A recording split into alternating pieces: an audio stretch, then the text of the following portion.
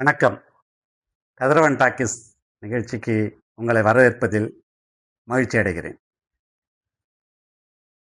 இப்பொழுது நடைபெற்று வரக்கூடிய தேர்தல்களில் பல்வேறு சாதனைகளை கூறி திராவிட முன்னேற்ற கழகத்தினுடைய தலைவரும் தமிழ்நாட்டினுடைய முதலமைச்சருமான முத்துவேல் கருணாநிதி ஸ்டாலின் அவர்கள் வாக்குகளை சேகரித்து வருகிறார்.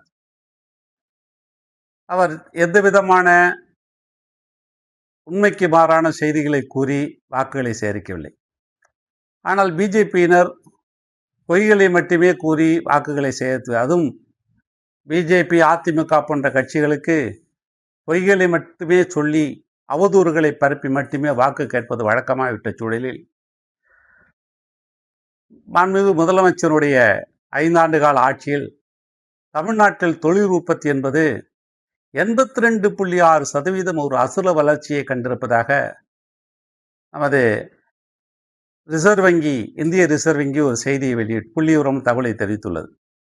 2021ஆம் ஆண்டு தமிழ்நாட்டினுடைய முதலமைச்சராக தளபதி ஸ்டாலின் அவர்கள் பதவியேற்ற பிறகு தமிழ்நாட்டின் தொழில் வளர்ச்சிக்கும் இளைஞர்கள், மகளிர் நலன் ஆகியோருடைய வேலை வாய்ப்புகளை உருவாக்கி பல்வேறு புதுமையான முயற்சிகளை மேற்கொண்டார்கள்.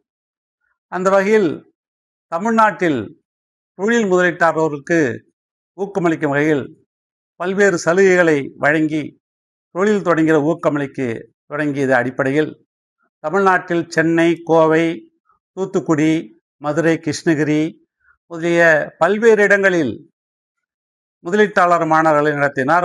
அது மட்டுமில்லாமல் தமிழ்நாடு மட்டுமல்லாமல் சிங்கப்பூர், மலேசியா, அரபு நாடுகள், ஜப்பான், அமெரிக்கா, இங்கிலாந்து, ஸ்பெயின் முதலிய நாடுகளுக்கும் சென்று முதலீட்டாளர்கள் மாநாட்டை நடத்தி பல்வேறு முதலீடுகளை தமிழ்நாட்டுக்கு ஈர்த்தார். அதன் மூலம் பல்வேறு வேலைவாய்ப்புகள் கிடைத்தன. மற்ற மாநிலங்கள் பல்வேறு ஏற்ற இறக்கங்களை சந்தித்தாலும் தமிழ்நாட்டு முதலமைச்சர் முத்துவேல் கருணாநிதி ஸ்டாலின் அவர்களால், அவர்களுடைய தொலைநோக்கு திட்டங்களால் தமிழ்நாடு தனது சீரான நிலையான செயல்பாடுகள் மூலம் இந்த வெற்றியை ஈட்டியுள்ளது. இது வெறும் பொருளாதார உயர்வு மட்டுமல்ல, உலகத்தரம் வாய்ந்த உற்பத்தி மையமாக தமிழ்நாடு மாறி இருப்பதன் நிதர்சனமான ஒரு உண்மையாகும். இந்திய ஏற்றுமதியிலும் தமிழ்நாடு முதலிடமென ஒன்றிய அரசு சான்றிதழ் வழங்கியுள்ளது. கடந்த 2024-2025ஆம் ஆண்டுக்கான தொழில் உற்பத்தி மதிப்பீடுகளை அண்மையில் இந்தியாவின் தொழில்துறை தலைவனாக தமிழ்நாடு நிகழ்த்தியுள்ள சாதனைகளை அந்த புள்ளி விவரங்கள் பறைசாற்றியிருக்கின்றன.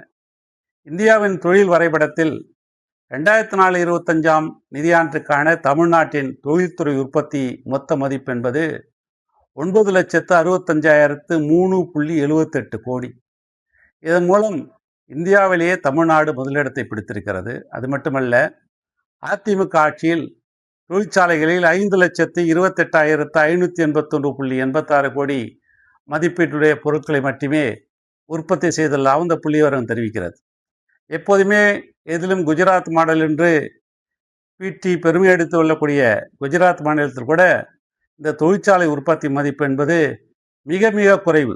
அதாவது மகாராஷ்டிரா மாநிலம், உத்தரப்பிரதேச மாநிலம், ராஜஸ்தான் மாநிலம், மத்திய பிரதேச மாநிலம் என பாரதிய ஜனதா கட்சி ஆளுகின்ற மற்ற எல்லா மாநிலங்களையும் பின்னுக்கு தள்ளி தொழிற்சாலை உற்பத்தியில் இந்தியாவில் தமிழ்நாடு முதலிடம் என்னும் மகத்தான சாதனையை நிகழ்த்தி இருக்கிறது.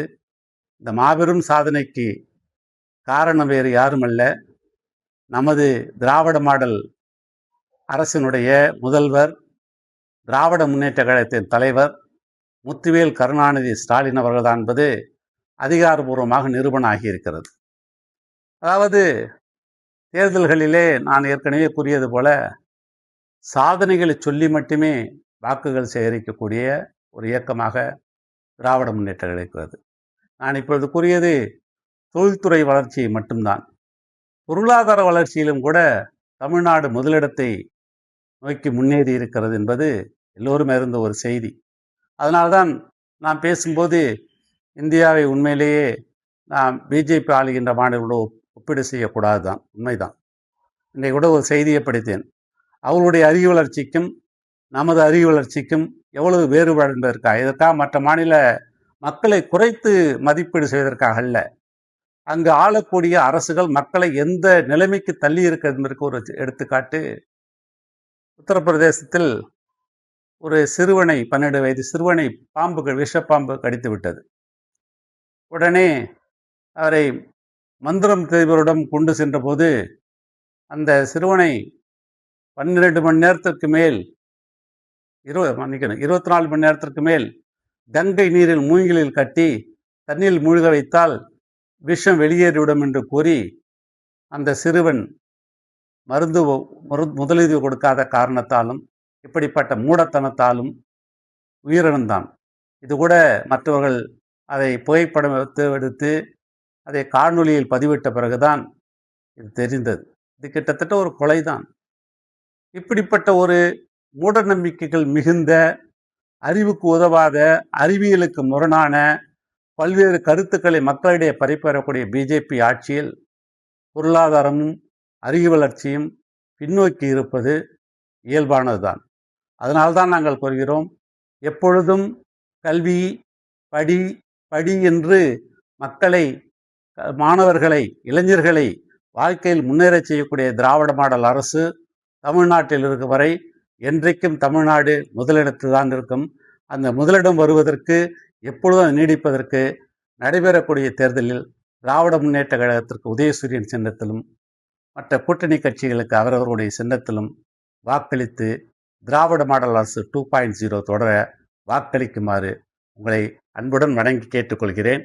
மீண்டும் சந்திக்கும் வரை வணக்கம் கூறி உங்களிடம் விடைபெறுவது உங்கள் கண்ணதாசன். நன்றி, வணக்கம். எங்கள் அன்பின் தலைவரே, எங்கள் நம்பிக்கையின் விளக்கே,